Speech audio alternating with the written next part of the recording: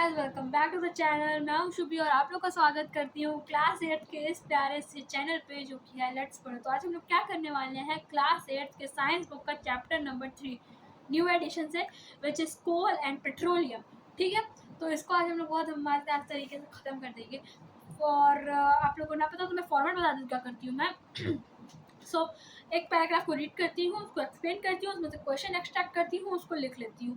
आप लोग चाहो तो आप लोग मेरे साथ क्वेश्चन उतार सकते हो, नहीं चाहो तो आप लोग सुन के उसको आंसर कर सकते हो। पर अगर आप लिख लोगे तो आपके पास पूरे चैप्टर में क्या क्या है उसके क्वेश्चन फॉर्म में हो जाएगा।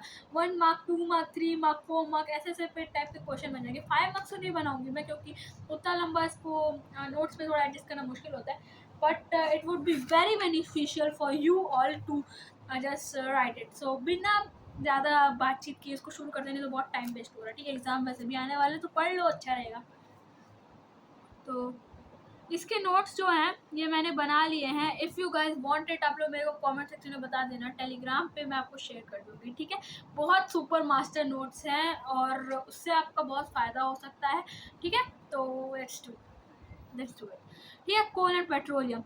We use various materials for our basic needs. Some of them are found in nature and some of them have been made by human efforts. तो देखो, मटेरियल और ऑब्जेक्ट में बहुत अंतर होता है। ठीक है, तो मटेरियल क्या होता है, मटेरियल ऐसी चीज़ होती है जिससे ऑब्जेक्ट बनता है।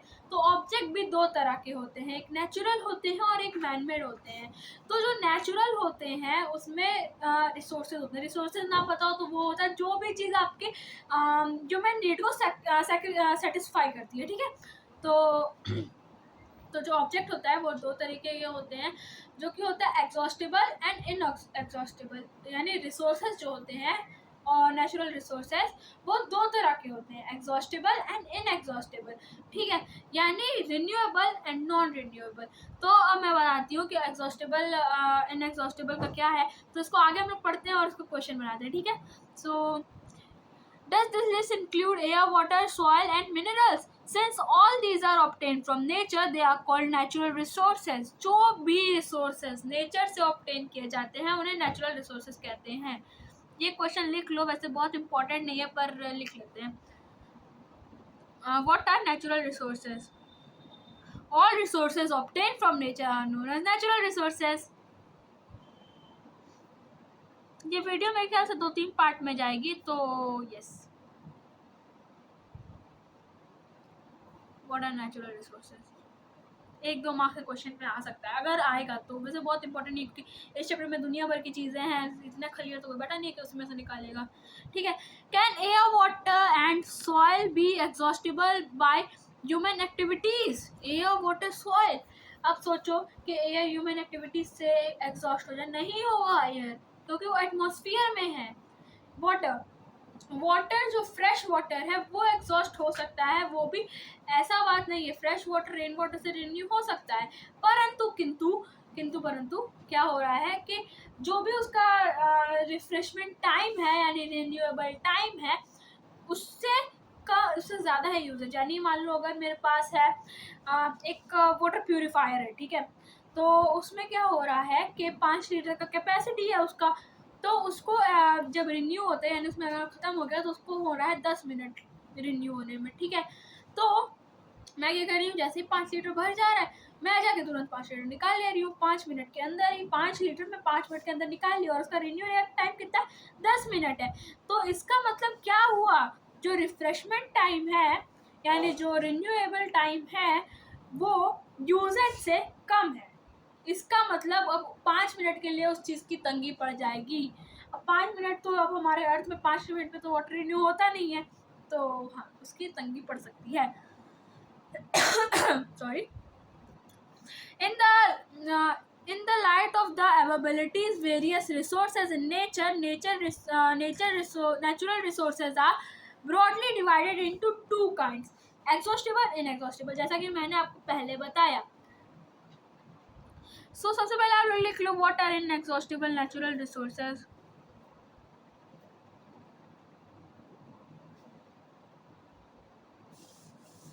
आप लोग लिख लो, बेटर होगा, नहीं तो आप मांगोगे तो मैं आपको टेलीग्राम पे दे दूंगी।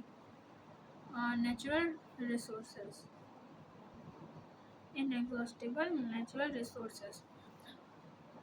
तो इनको रिन्यूएबल रिसोर्सेज भी कहते हैं, यानी जो इनएग्जॉस्ट यानी अनलिमिटेड क्वांटिटी पे धरती पे पड़े हुए हैं। The resources which are present in unlimited quantity on earth is known as और in nature is known as inexhaustible natural resources. This cannot be exhausted by human activities. यानी इसका प्रॉपर डेफिनेशन अगर आपसे कोई मांग रहा है, ऐसा मांग सकते हैं differentiate between inexhaustible and exhaustible resources. सबसे पहले आप लिख देना कि what are natural resources? Natural resources are the resources obtained from nature. It is broadly divided into two kinds: exhaustible and inexhaustible resources. The difference between exhaustible and inexhaustible resources are as follows. सबसे पहले inexhaustible के बारे में बोलते हैं. Inexhaustible resources are the resources which are present in unlimited quantity in nature and cannot be affected by human activities. For example, sunlight, air, water. ठीक है, etcetera etcetera लिख देना. एंड एग्जॉस्टेबल में फिर ऐसे ही फर्स्ट पॉइंट है ये. ठीक है, तो फर्स्ट पॉइंट में क्या लिखेंगे? The resources which are not present in unlimited quantity on earth which takes time to renew and are affected by human activities are known as exhaustible human resource exhaustible natural resources. ठीक है, for example यहाँ पे अपना example ले लो fossil fuels. Then अपना ले लो और क्या इफेक्ट होता है? सॉइल बहुत इफेक्ट हो जाता है ये, लेकिन अनलिमिटेड क्वांटिटी में होता है. फॉसिल फ्यूल आप बोलोगे तो सब आ जाएगा. जैसे कि फॉसिल फ्यूल में देख लो नेचुरल गैसेज आती हैं. फॉसिल फ्यूल तो वैसे नहीं होती हैं, परंतु नेचुरल गैसेज आप एग्जाम्पल वैसे लिखते हैं. नेचुरल गैसेज कोल, पेट्रोलियम. ठीक है, 3 और एक्सेट्रा डाल देना, ऐसे ही हो जाता है. ठीक है, एक्सेट्रा. ठीक है, वाइल्ड लाइफ, फॉरेस्ट, ये सब इफेक्ट होते हैं. मिनरल्स. ठीक है, तो ये सब लिख लेना. तो इधर हम लोग ऐसे डाल सकते हैं water exhaustible. Second third question जो होगा वो होगा वाटर एग्जॉस्ट. क्या मैं बोल रही हूँ? What are exhaustible natural resources.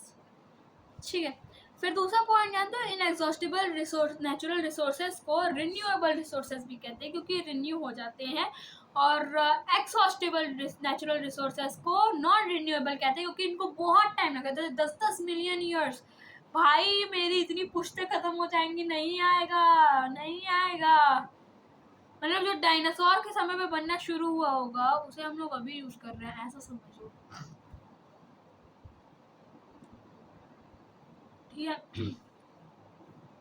Inexhaustible resources are also called, ये बुक में नहीं दिया लेकिन इम्पोर्टेंट है.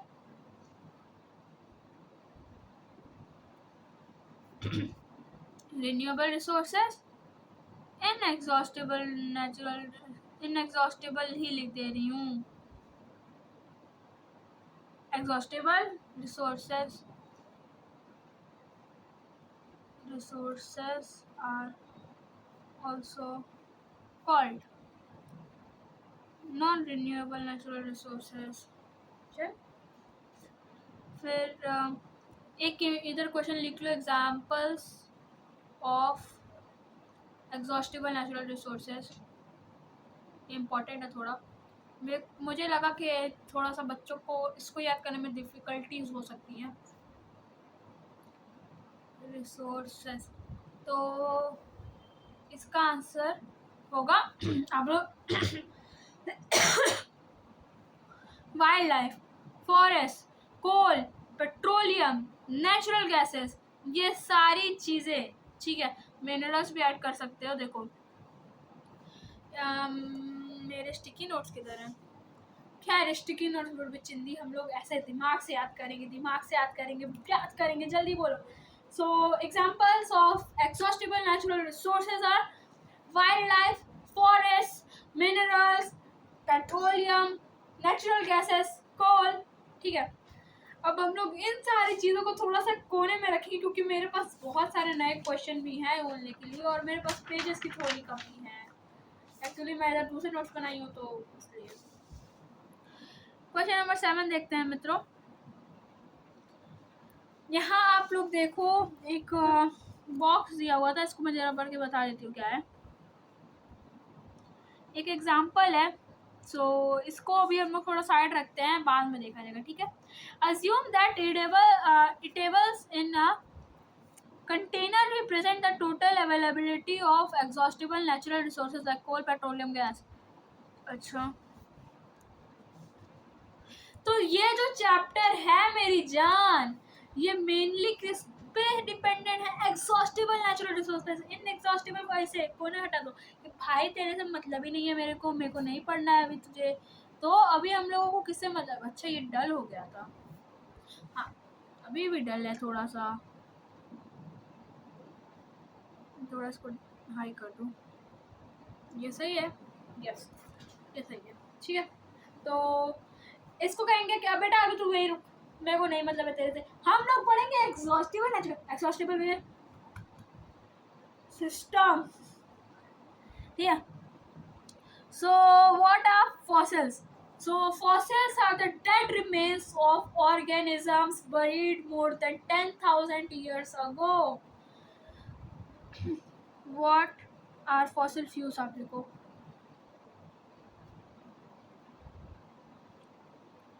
क्वेश्चन लिखो, question number 7, what are fossil fuels, ठीक है। तो इसका आंसर आप लोग कैसे लिखोगे? सबसे पहले लिखेंगे हम लोग के the dead remains of organism which are buried for more than 10,000 years ago are known as fossils, and the fuel exerted from the fossils are known as fossil fuels. Then हम लोगों का हीरो की entry होती है chapter में, जो कि है कोल, हीरो नंबर 1। अब हीरो नंबर 2 भी आएगा, चिंता मत करो।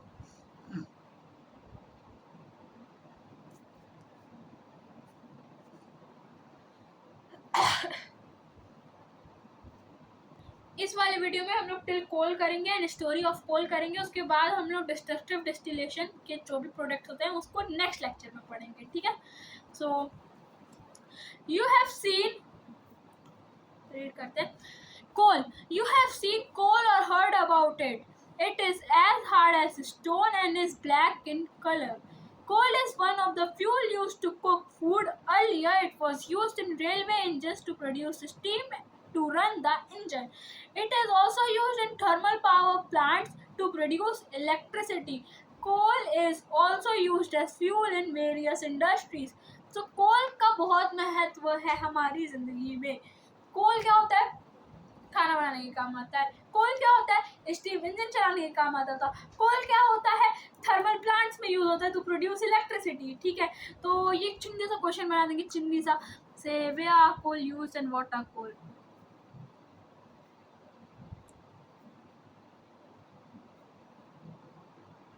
What is coal? इसी क्वेश्चन को थोड़ा मैंने इलेबोरेट कर दिया है ताकि मुझे ज़बरदस्ती की लाइन ना बर्बाद करनी पड़े।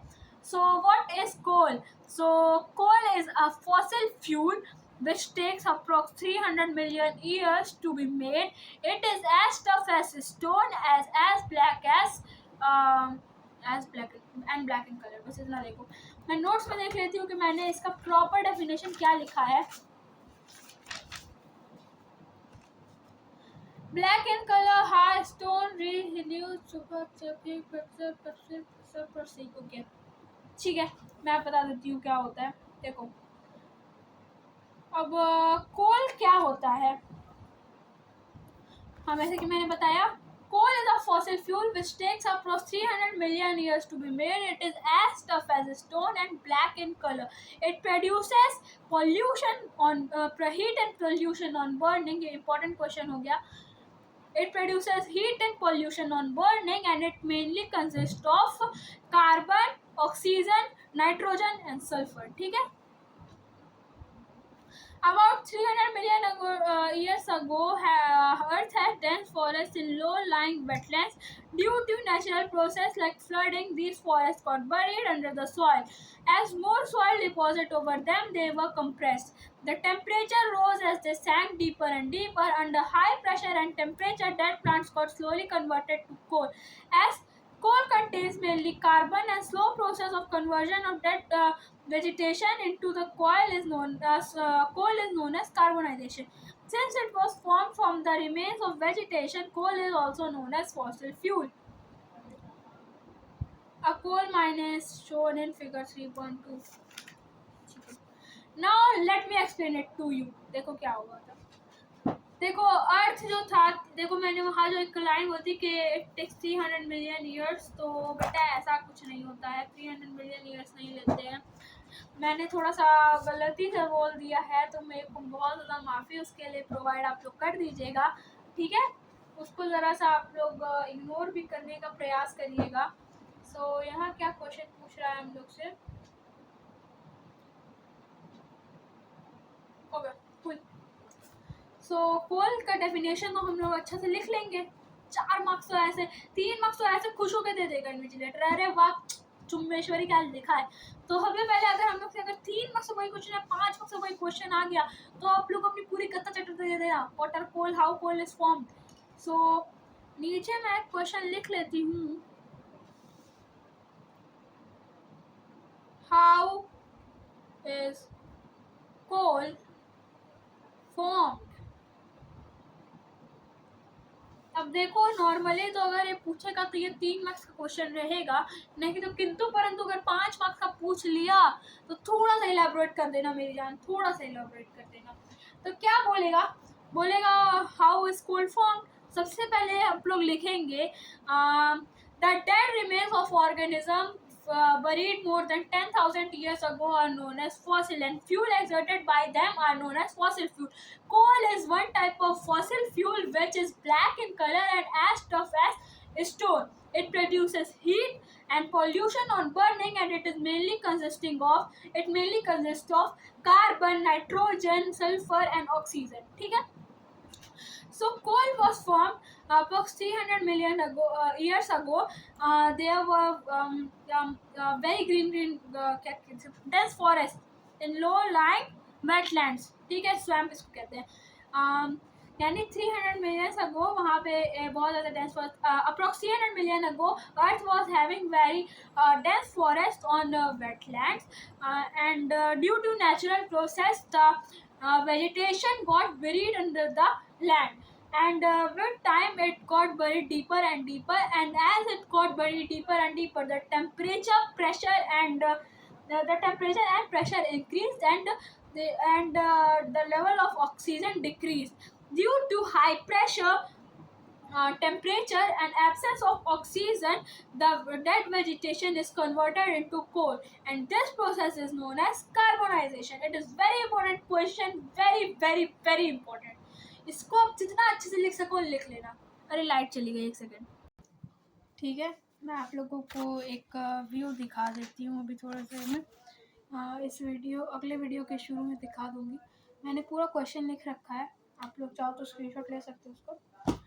वो क्वेश्चन वुड बी 10 on 10, आपको पक्का मार्क्स मिलेंगे। कुछ स्कूल वाले बताए ना, आप उसमें ऐड कर सकते हो, ठीक है। When heated in air, coal bursts and produce mainly carbon dioxide. What does coal mainly produces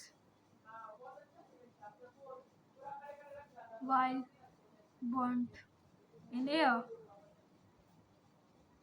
mainly वो कार्बन डाइऑक्साइड प्रोड्यूस करते हैं जब कंप्लीट कंबशन होती है।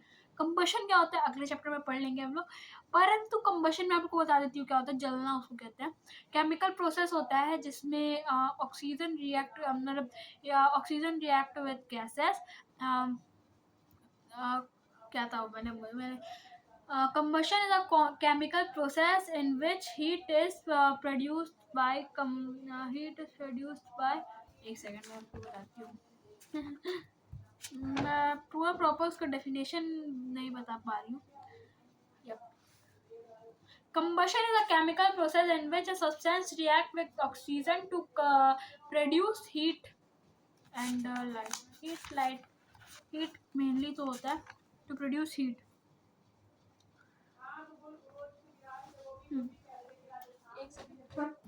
हाँ, सो इसका आंसर मैंने आप लोगों को जैसे बताया कि कंबशन क्या होता है। Combustion is a chemical process in which a substance react with oxygen to produce heat. यानी कंबशन एक केमिकल प्रोसेस होता है, ठीक है, जिसमें एक सब्सटेंस ऑक्सीजन के साथ बर्न करता है। कोई भी सब्सटेंस ऑक्सीजन के साथ ही बर्न करता है, मतलब अगर एब्सेंस ऑफ ऑक्सीजन रहेगी तो बर्न नहीं कर सकता है।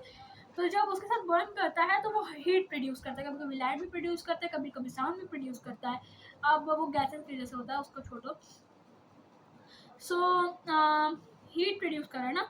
सो जब कंप्लीट कंबशन यानी जब अच्छे से होता है तभी लाइट प्रोड्यूस होती है। कंबशन, कंप्लीट कंबशन में ही लाइट प्रोड्यूस होती है और गैसेस भी उसी के हिसाब से होते हैं, ठीक है। लाइट तो वैसे इनकम्प्लीट में भी हो जाती है लेकिन धीमी धीमी होती है। तो जब देखो क्या होता है, जब इनकम्प्लीट कंबशन होती है यानी जैसे कि मान लो एक रूम है, ठीक है, उधर दो लोग बैठे हुए हैं, ईना मीना। ईना मीना जो है उधर ठंडी पड़ रही है, बहुत ठंडी पड़ रही है, तो ईना मीना को ठंडी लग रही है। अब उन्होंने क्या किया, एक अंगीठी ली, अंगीठी में एक कोल डाला, कोल यानी कोयला, कोयले को जला के छोड़ दिया, ठीक है। तो कोयला क्या करता है, उसको बर्न करना है तो वो ऑक्सीजन रूम कर लेगा। उसके बाद रूम को पैक करके सो गए वो लोग, ऐसे एकदम सो गए घोड़े बेच के, ठीक है। भले ही उन लोग की कपड़े की दुकान में कपड़ा बेचा है लेकिन उन्होंने घोड़े बेच के सो दिया, ठीक है। देवता। परंतु परंतु किंतु मेरी बात सुनो, ईना मीना सो गए। ईना मीना जब सोए तो पता चला अगले दिन कि वो उठे ही नहीं, उनकी दुकान अब कौन खोलेगा। तो खैर उसको छोड़ते हैं। फिर जब उनके घर गए तो देखा गया कि वहाँ कोयला जल रहा है यानी कोल जल रहा है।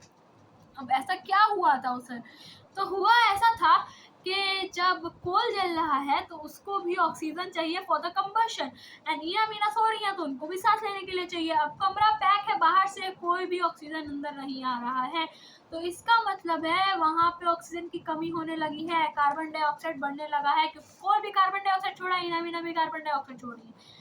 तो जब कार्बन डाइऑक्साइड बढ़ने लगता है और जब कोल को ऑक्सीजन की कमी होने लगती है तो वो क्या करने लगता है, कार्बन डाइऑक्साइड की जगह उनमें इनकम्प्लीट कंबशन होने लगती है, तो वो कार्बन मोनोऑक्साइड छोड़ने लगता है, नहीं CO, यानी इसको, ये बहुत हार्मफुल गैस होती है जिससे किसी की भी डेथ बहुत ही आसानी से हो सकती है।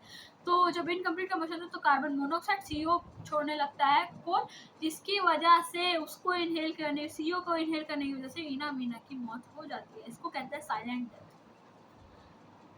ठीक है।